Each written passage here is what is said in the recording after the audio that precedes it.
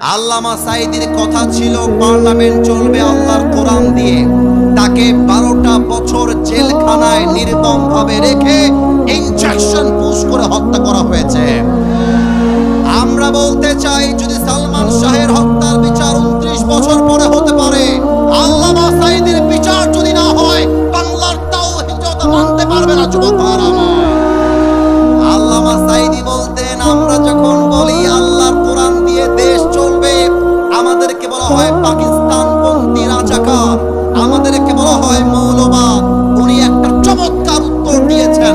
উনি বলতেন, মৌলবাদী বললে আমরা রেগে যাই না, কারণ মৌল আসছে মূল থেকে। মূল মানে কোরআন, এই বুঝবেন, মূল মানে কোরআন, মূল মানে হাদিস, মূল মানে আল্লাহ তাআলা, মূল মানে হিজ লাস্ট মেসেঞ্জার মুহাম্মদ সাল্লাল্লাহু আলাইহি ওয়াসাল্লাম। অতএব তোমরা যারা আমাদেরকে মৌলবাদী বলে গালি দাও, আমরা সবাই মূলবাদী, তোমরা সবাই আগাবাদী। এবার বাঘাবাসীর মেধাকে জাস্টিফাই করতে চাই, উত্তর ঠাস করে দিলেই হবে না, বুঝে দেওয়া লাগবে। এই বাঘার ছেলে বলে, গাছের আগায় শক্তি বেশি না গোড়ায়? আগায় না গোড়ায়? তো উনি বলতেন, বেটা তোমরা